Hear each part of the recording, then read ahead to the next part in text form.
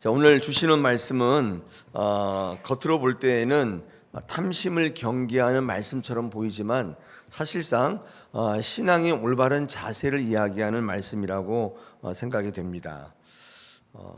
열심히 설교를 만들었는데 컴퓨터가 맛이 딱 갔어요. 그래서 컴퓨터 고치느라고 좀 늦었습니다.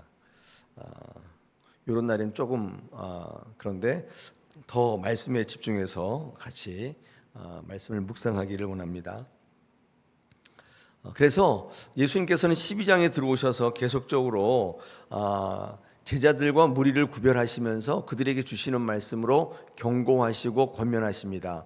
우리 12장 첫째 1절에 3절 보니까 거기서는 바리새인들의 외식, 누룩, 무리들이 그런 사람들인데 그것을 주의하라고 말씀하시고 또 두 번째는 두려움이 없는 그런 믿음, 그래서 내 것으로 하지 말고 성령에 이끌리라, 이런 말씀을 우리 어저께 같이 말씀을 나누었죠.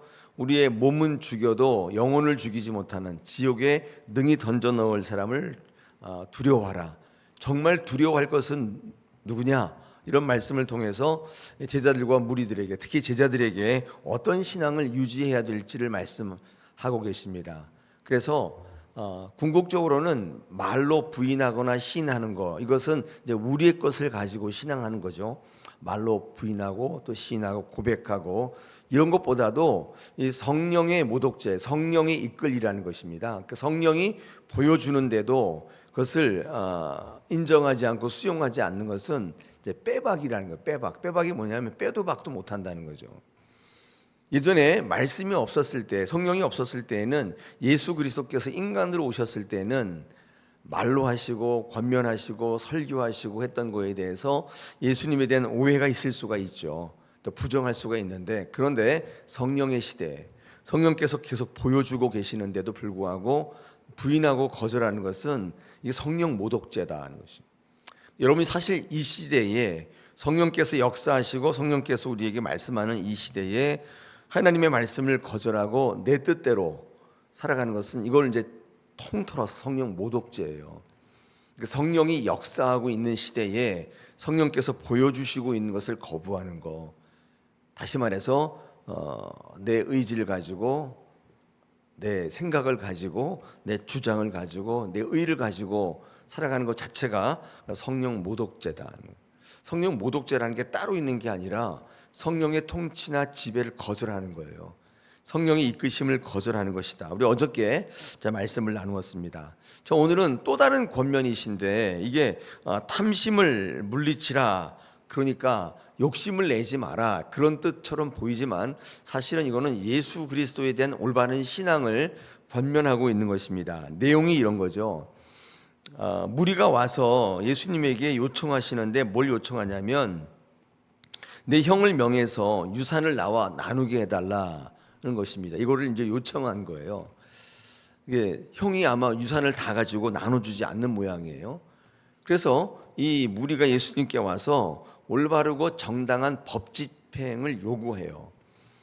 왜냐하면 자기의 지혜나 자기의 능력으로 행할 수 없는 일이기 때문에 예수님이라면 이 일을 할 수 있겠다 싶어서 아마 예수님께 이 일을 요청하신 것 같습니다. 여기서 우리가 한번 생각해 봐야 될 게 있는데, 우리는 교회에서 그렇게 설교를 많이 듣는데 네가 감당할 수 없는 일이 있다면 가지고 나와서 기도하라, 이렇게 얘기하잖아요. 그래서 주님께서 그것을 해결해 주실 것이다, 이렇게 우리는 많이 이야기를 들었는데, 오늘 이 무리의 요청을 예수님께서 어떻게 이야기하시냐면 14절에 보니까 이 사람아, 누가 나를 너희의 재판장이나 물건 나누는 자로 세웠느냐, 이렇게 이야기하시며 사실상 거절하셨어요. 이런 부분이 사실상 우리가 말씀을 믿는 부분과 성경이 기록된 부분이 약간 좀 다를 수가 있는데, 우리는 어려운 일이 있을 때 주님 앞에 그 어려움을 가지고 나오는 것을 올바른 접근이라고 얘기하고 좋은 신앙이라고 얘기하고 있지 않습니까? 이 무리가 이 모든 일들, 내 힘으로 할 수 없는 일들, 내 능력으로, 내 지혜로, 내 판단으로 할 수 없는 일을 주께로 가지고 나왔는데 주님이 내가 그것을 해결해 주리라 하지 않으시고, 또 이런 경우에서는 이것을 거절하셨다는 것이죠. 내가 왜 너희의 재판장이냐, 내가 물건은 나누는 자냐, 이렇게 말씀하셨다는 거예요. 당시에 이런 어떤 올바른 법 집행, 공평한 법 집행이나 또 사회적 권익에 관한 일들을 하는 것은 랍비입니다. 이 무리는요, 예수님을 뭐로 봤냐면 랍비로 본 거예요. 랍비로 본 거예요. 이런 신앙이 하나님을 올바로 바라보는 신앙인가의 문제인데, 여러분 신앙을 제가 전에도 말씀드렸듯이 하나님을 바라보는 거잖아요. 하나님을 바라보는 거예요. 근데 신앙을 통해서 나를 바라보는 것은 모양적으로는 굉장히 좋은 신앙처럼 보이지만 사실 신앙의 본질에 가깝지는 않다. 하나님을 바라보는 것이죠. 하나님을 바라보는 건데 신앙을 통해서 내가 잘 되기 위해서 나를 궁극적으로는 하나님을 바라보는 게 아니라 나를 바라보는 거죠. 이렇게 이야기하신 거죠. 올바른 신앙이 뭔가를 우리에게 얘기하셨어요. 자, 그렇다면 여기서 의문이 하나 생기는데, 그러면 왜 교회에서 그렇게 이야기하는가? 어려운 문제들을 왜 가지고 나와서 하나님께 얘기하라고 하시는가? 그런 이제 의문이 들잖아요. 왜 그럴까요? 왜 이런 고난의 문제, 그러니까 하나의 문제죠. 내 힘으로 할 수 없는 문제들을 인생에서 만나게 하시고 왜 그것을 가지고 교회에 나와서 부르짖으라고 하나님께 이야기하라고 말씀할까요? 이유가 뭘까요? 이유는 그 문제를 해결해 주시는 하나님을 만나라는 뜻이 아니라 그 문제를 가지고 하나님을 만나라는 뜻입니다.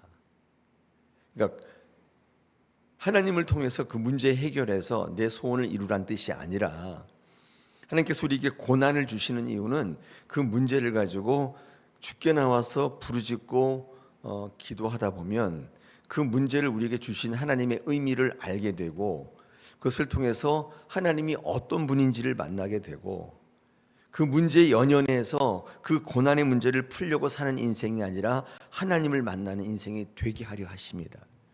이 고난은 궁극적으로 자체 의미가 있는 게 아니라 하나님을 만났을 때 의미가 있다는 말씀이죠. 우리 어제 말씀과 동일해요. 그러니 올바른 신앙이라는 것은 예수를 너의 의사로, 너의 은행장으로, 너의 흥신소 사장으로 여기지 말고 하나님을 만나는 그 문제, 고난의 문제를 가지고 너를 능히 지옥으로부터 건져내는 그 하나님을 만나는, 이게 생명이라는 거예요. 생명을 주시는 하나님을 만나라는 거예요. 너를 만나지 말고 하나님을 만나라는 거예요. 원고가 없다 보니까 제가 좀 재미난 얘기를 쓴 게 있는데 기억이 잘 안 나요. 지금 원고가 없이 좀 하고 있거든요. 기억에 의존해서. 예수님이 하시는 일은요, 이렇게 여러분의 요청을 들어주시는 일이 아니라 사실상은 생명을 주시는 일을 하는 거죠. 이게 예수님이 하시는 일이에요. 그러니까 신앙을 우리가 잘못 바라보게 되면 그 예수님의 능력을 통해서 나를 바라보게 되는데, 그게 올바른 신앙이냐고 우리에게 묻고 계신 거죠. 우리 15절에 보니까 뭐라고 되어 있냐면 탐심을 물리치라고. 왜 탐심을 물리치라고? 이 탐심이라는 것은 뭐냐면 더 갖고 싶어하는 마음이거든요. 더 갖고 싶어하는 마음이라는 거예요. 그래서 주님은요, 이 탐심을 물리치라고 얘기하면서 오히려 그것을 더 갖는 것보다도 이 탐심을 더 갖고자 하는 너의 욕심을 내려놓음으로 말미암아 네가 생명을 얻게 된다는 거죠. 나는 너에게 올바른 법 집행, 공평한 재산 상속, 이것을 해결해 주는 사람이 아니라 그것을 통해 내게 생명을 주고자 한다는 거죠.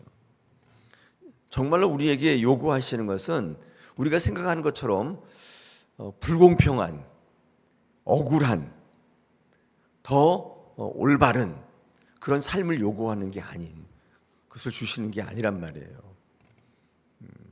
생명을 주신다는 거예요. 더 갖고자 하는 마음을 내려놓으면 여러분 어쩌면 손해 볼 수 있잖아요. 내게 돌아올 상속의 분깃을 포기하면 손해 볼 수 있는데, 그런데 탐심을 갖게 되면, 더 많은 것을 쌓아놓게 되면 거기서부터 하나님과의 관계가 틀어지고, 또 하나님과의 관계 속에서 얻어야 될 영적 유익을 포기하는 것이 더 큰 폐해예요. 차라리 탐심을 물리치라. 그렇게 요구하시는 것이 예수 그리스도께서 우리에게 선포하시는 복음이라는 거예요. 제가 오늘 21절까지 하려고 했는데 읽어보니까 이 말씀이 가지고 있는 의미가 굉장히 크지요. 왜냐하면 우리의 삶의 자리의 모습과 비슷해요. 우리는 예수님이 우리에게 주시고자 하는 생명을 얻으려고 하는 게 아니라 제가 지금 말씀드린 것처럼 올바른 일, 그 다음에 공평한 일, 그런 걸 가지고 주님 앞에 나올 때가 많다는 거예요. 여러분 지금 기도하는 제목들이 다 그거 아닌가요? 내가 지금 얼마나 억울합니까? 주님 나를 위로하소서. 내가 지금 얼마나 없습니까? 내게 부어주소서. 뭐 이런 거잖아요. 근데 주님은 그 얘기를 하려고 하시는 게 아니라 올바른 법 집행, 올바른 기회, 불공평한 어떤 처사에 대한 어떤 해소 이런 걸 얘기하는 게 아니라 생명을 주시고자 한다는 말씀입니다.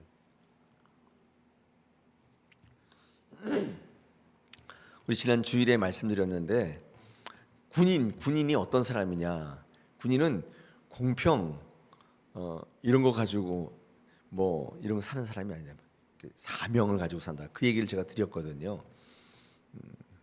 미국의 베트남 전쟁이 한창 있을 때 그때 어떤 군인은 베트남에 가서 잔혹하게 죽고 전사하고 어떤 사람은 서독에 파견돼 가지고 편안하게 군생활하고 어떤 사람은 우리 주한미군으로 이렇게 미군 같은 경우는 한국에 와 있잖아요. 뭐 전쟁이 안 나면 얼마나 편해요. 뭐 앉아서 하는데 어떤 사람은 지금 어디 가 있어요. 뭐 아프간, 뭐 이락 이런 데 가가지고 죽고 거기 이게 왜 이게 공평하냐 이렇게 기자가 물었다는 거예요. 미국 대통령한테.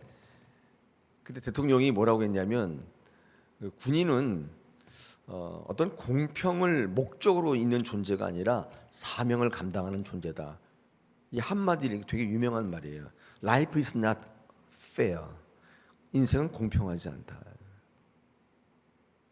물질을 벌려고 군인은 있지 않다는 거예요. 어떤 편안함을 가지고 있는 게 아니라는 거예요. 군인은 명령하면 사명에 따라 움직인다는 거예요. 그게 군인이지. 이게 공평합니까? 이렇게 하는 거예요.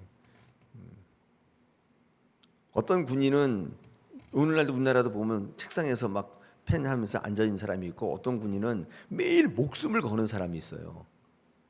매일 훈련 때마다 군복무 자체가 아예 목숨을 걸어요. 그런 사람도 있다.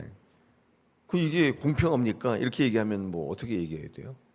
성도는 똑같아요. 성도는 어떤 편안함이나 이걸 가지고 살아가는 존재가 아니고 이걸 가지고 주님 앞에 나와서 공평하게 해달라고 얘기하는 존재가 아니라 사명을 가지고 사는 존재다.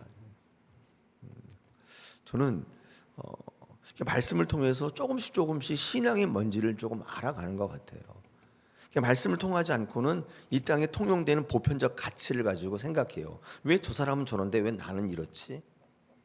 계속 이 문제를 가지고 주님 앞에 나오는 거예요. 이 무리처럼 주님을 랍비로 하는 거예요. 가장 큰 문제가 건강의 문제인데 왜 저 사람은 저렇게 건강한데 왜 나는 이렇게 아플까? 이런 문제가 주님 앞에 나오는 문제일 수도 있잖아요. 주님이 뭐라고 얘기해요? Life is not fair. 인생은 공평하지 않다. 어떤 사람은 1달란트, 어떤 사람은 5달란트 있어요. 가장 중요한 것은 주님이 그 문제를 해결해 주시는 분이 아니라 그 문제를 주관하시는 분이고 그것을 만드신 분이거든요. 그래서 오히려 생명을 주시고자 한다. 영원한 생명을 주시고자 한다. 그 말씀을 우리에게 이야기하십니다. 그러니까 탐심을 버리고 욕심을 하지 마라. 이런 도덕적 권면처럼 보이지만 사실상 이 말씀은 우리에게 어떻게 예수를 바라봐야 되고 신앙해야 될지를 이야기한다. 여러분 오늘 이 말씀이 여러분의 신앙에 도움되시기를 축복합니다. 그래서 그런 신앙을 이어가면 참 좋겠습니다. 이제까지 어떻게 신앙했는지 관계없어요. 제가 이제까지 어느 교회에서 어떻게 들었는데요. 어느 날 뭐 어떻게 관계없어요. 오늘 말씀에서 우리에게 주시는 이 말씀, 예수님이 왜 이 말씀을 하셨는지를 묵상할 때 이런 신앙을 하라고 말씀하시기 때문에 이 신앙을 지금부터 연습하시면 돼요. 성령께서 여러분을 도와주실 텐데 항상 우리의 정점에 성령의 문제로 귀결된다고 그랬어요. 다 우리가 할 수 있는 거 아니에요. 어느 순간에 딱 부딪히는데 그때 성령을 구하셔야 돼요. 성령이 임하지 않으면 건조해져요. 성령이 없는 교회를 보시면 굉장히 건조하거든요. 우리 다사랑 교회가 29년 전에 여기서 이제 8년 전에 교회가 세워졌단 말이에요. 이 교회를 어떤 교회를 이루시고자 주님이 원하실까요? 오늘 이 아침에 그 문제도 한번 같이 생각하시면서 기도하면 좋겠습니다. 성령이 다 떠나고 인간들이 난무하고 그런 교회를 만들려고 주님이 여기다 교회를 세우셨을까요? 성령이 주장하는 교회가 되는 쉬운 문제는 아니에요. 왜냐하면 항상 인간의 한계점에 도달해야 되거든요. 그 전까지는 성령을 구하지 않아요. 내가 다 할 수 있으니까.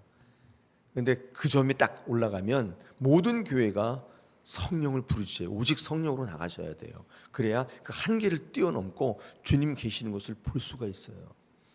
생명을 얻는 교회가 된다 그 말이에요. 오늘 이 말씀을 우리 한번 기도의 제목으로 삼고 같이 한번 기도했으면 좋겠습니다.